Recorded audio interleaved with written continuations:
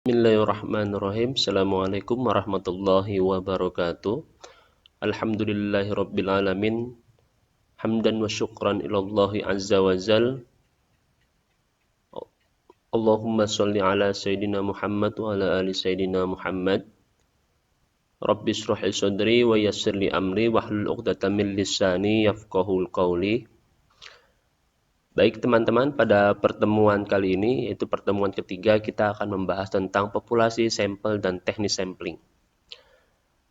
Sebagaimana yang kita ketahui, ketika kita akan meneliti sesuatu atau dalam sebuah penelitian, peneliti hendaknya pertama kali menentukan target populasi atau target di mana data akan diambil.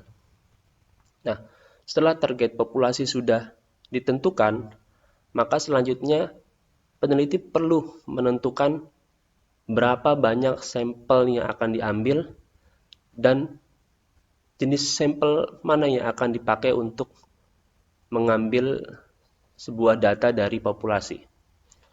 Oke, langsung aja. Contohnya adalah dalam keseharian kita sering memasak makanan, misalnya sop sayuran. Sebelum matang biasanya kita cicipi dulu 1 sendok. 1 sendok itu disebut sampel. Sedangkan sop sayuran yang 1 panci merupakan populasi. Dengan 1 sendok sampel tersebut, diketahui karakteristiknya. Nah, dari karakteristik ini digunakan untuk mengetahui karakteristik populasi. Ya. Jadi biasanya ketika kita masak, kita tidak perlu mencicipi seluruh dari sayur tersebut atau 1 panci tersebut.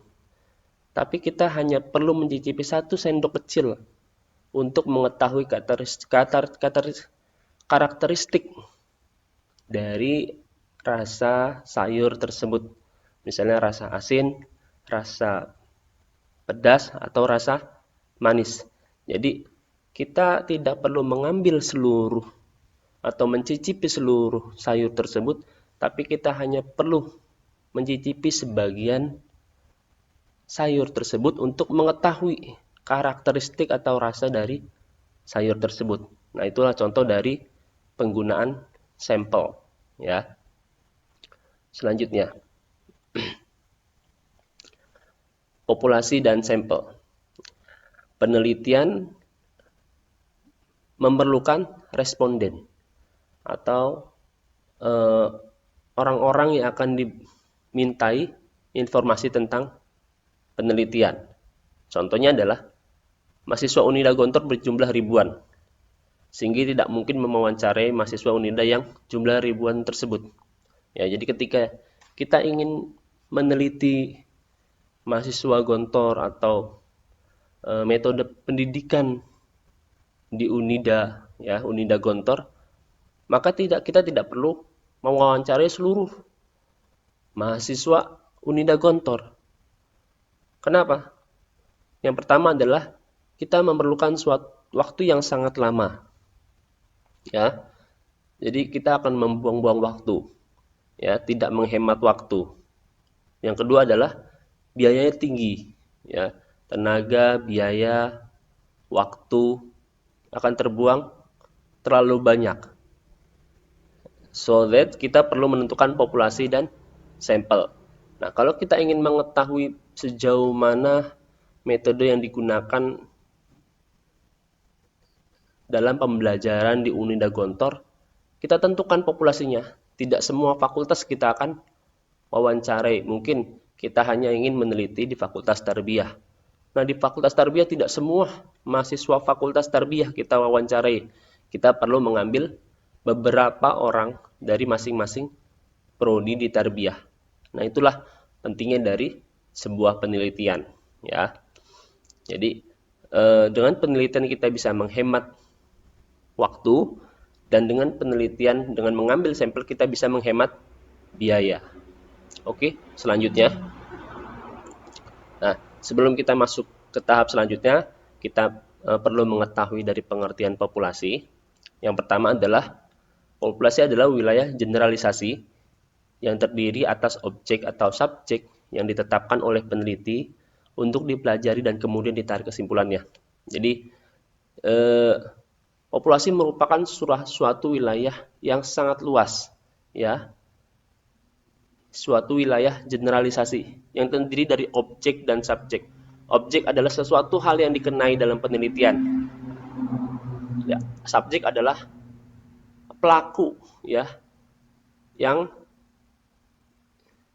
sedang menjalankan penelitian atau pelaku dalam penelitian, ya. Oke. Kemudian dari wilayah generalisasi tersebut kita tarik kesimpulannya, ya. Itu dinamakan sampel. Yang kedua adalah populasi adalah keseluruhan unsur yang akan diteliti yang ciri-cirinya akan ditaksir atau diukur atau diestimasi. Ciri-ciri populasi tersebut disebut parameter, yaitu suatu ukuran, ya, untuk peneliti mengambil data di lapangan, ya. Jadi sejauh mana populasinya, sebesar mana data yang akan diambil atau wilayah yang akan diambil datanya, itu disebut dengan populasi, dengan diukur atau diestimasi. Yang ketiga adalah populasi adalah kumpulan objek penelitian.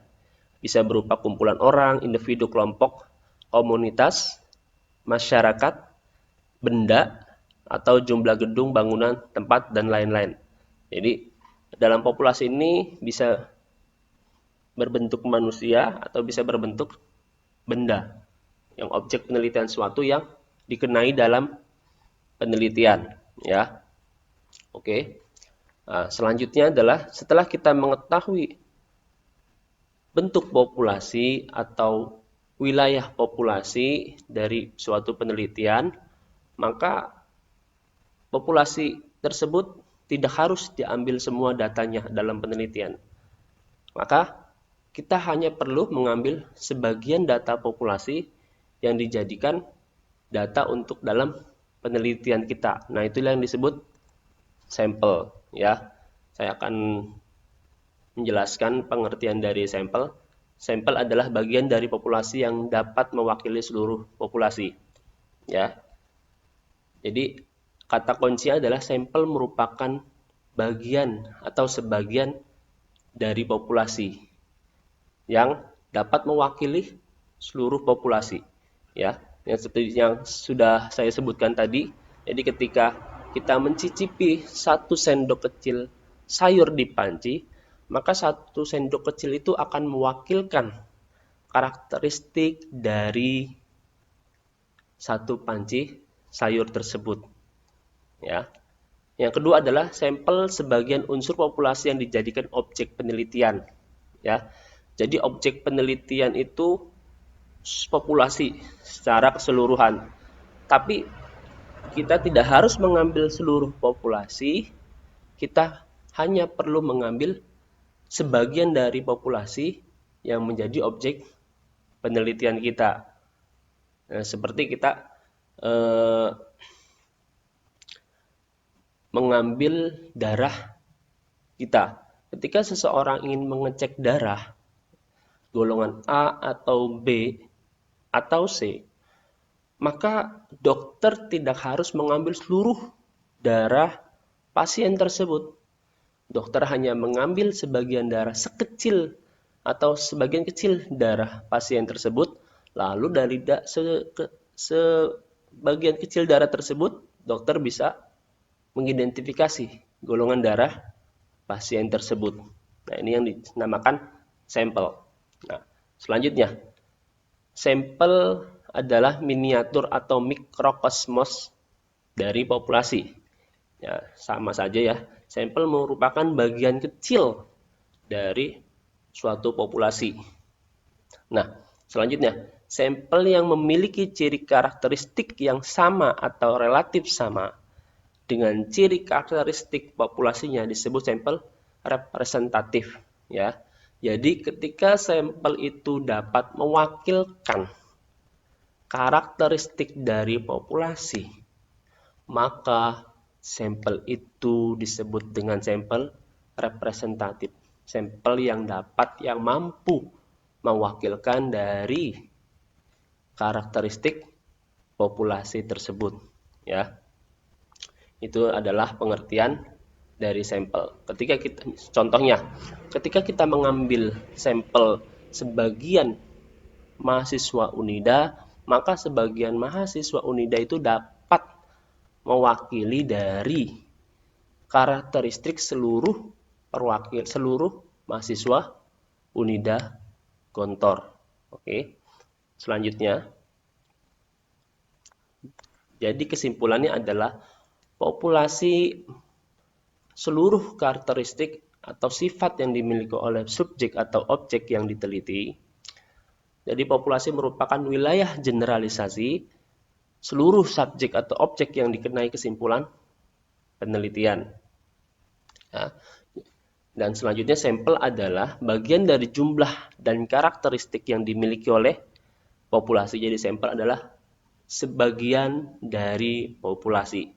Dan sampel harus representatif atau dapat mewakili seluruh karakteristik yang terdapat dalam populasi. Ya, jadi kesimpulannya itu tentang populasi dan sampel. Nah, kita ilustrasikan, jadi adalah sampel merupakan, ketika kita lihat lingkaran ini, sampel merupakan seluruh wilayah generalisasi. Nah, ya, jadi populasi merupakan seluruh wilayah generalisasi, ya. Dan sampel merupakan sebagian kecil atau bagian dari wilayah populasi, ya. Dan ini ada lagi lingkaran yang merah, ya. Sampel juga yang diteliti, sampel atau objeknya yang diteliti dengan tingkat kesalahan relatif besar.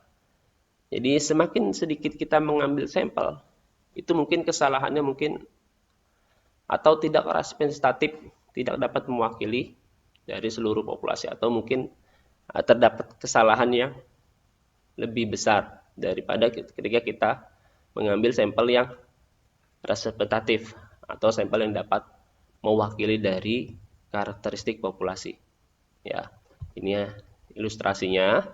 Nah, terus selanjutnya adalah mengapa kita mengambil sampling atau kita melakukan pengambilan sampel terhadap suatu populasi.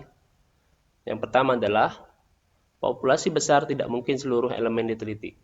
Jadi ketika populasinya sangat banyak, ribuan orang mahasiswa Unida, tidak mungkin kita mewawancarai seluruh mahasiswa.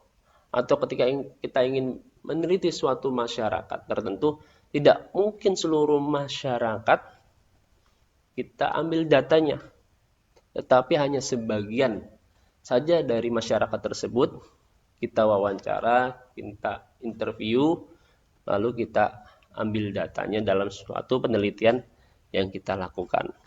Yang kedua adalah mengapa sampling atau mengapa kita mengambil sampel. Keterbatasan waktu penelitian, biaya, dan sumber daya manusia. Jadi dengan mengadakan sampel, kita bisa menghemat waktu, kita bisa menghemat biaya penelitian, dan sumber daya manusia. Karena seorang peneliti misalnya hanya dilakukan satu orang, tidak mungkin satu orang tersebut melakukan hal-hal yang berlebihan atau hal-hal yang dapat membuatnya letih, ya, secara fisik. Maka keterbatasan waktu, biaya, dan sumber manusia merupakan jadi suatu alasan mengapa peneliti mengambil sebuah sampling. Yang ketiga adalah mengapa mengambil sampling. Penelitian terhadap sampel bisa lebih reliable atau lebih akurat atau lebih ajak atau lebih konsisten daripada terhadap populasi. Misalnya, karena elemen sedikit banyaknya maka akan memunculkan kelelahan fisik dan mental para pencacahnya sehingga banyak terjadi kekeliruan menurut Uman sekarang, ya, tahun 1992. Jadi Dengan kita mengambil sampel itu bisa jadi lebih ajak atau lebih konsisten hasilnya daripada kita mengambil seluruh populasi. Ya. Yang ketiga adalah yang selanjutnya adalah kita mengambil sampel populasi homogen. Penelitian terhadap seluruh elemen dalam populasi terjadi tidak masuk akal. Jadi ketika populasi itu sejenis ya, misalnya ketika kita ingin mengetahui suatu organ binatang atau suatu darah dari binatang tersebut, tidak mungkin kita mengambil darah binatang tersebut atau organ jantung hewan tersebut, karena organ tersebut merupakan sejenis atau banyak jenisnya di dalam hewan. Maka kita tidak perlu mengambil seluruh organ yang ada dalam hewan, tapi sebagian data atau sebagian organ, bagian dari organ tertentu yang terkecil yang perlu diambil oleh suatu peneliti. Ketika suatu dokter misalnya mengambil dalam penelitiannya mengambil seluruh organ hewan yang akan diteliti, maka bisa jadi itu akan merusak atau melukai hewan tersebut ya. Jadi ketika populasi homogen atau populasi sejenis, ketika diambil seluruhnya populasinya, maka itu merupakan sesuatu yang membuang-buang waktu atau tidak masuk akal ya. Dengan mengambil sampel saja sudah didapatkan hasilnya, mengapa kita harus bercapek-capek atau melelahkan untuk mengambil seluruh bagian dari populasi. Oke, selanjutnya adalah faktor-faktor yang mempengaruhi ukuran sampel. Sebelum mengambil sampel, terlebih dahulu harus ditentukan berapa ukuran sampel. Nah, berapa ukuran sampel nanti kita akan bahas pada akhir pertemuan yang akan digunakan.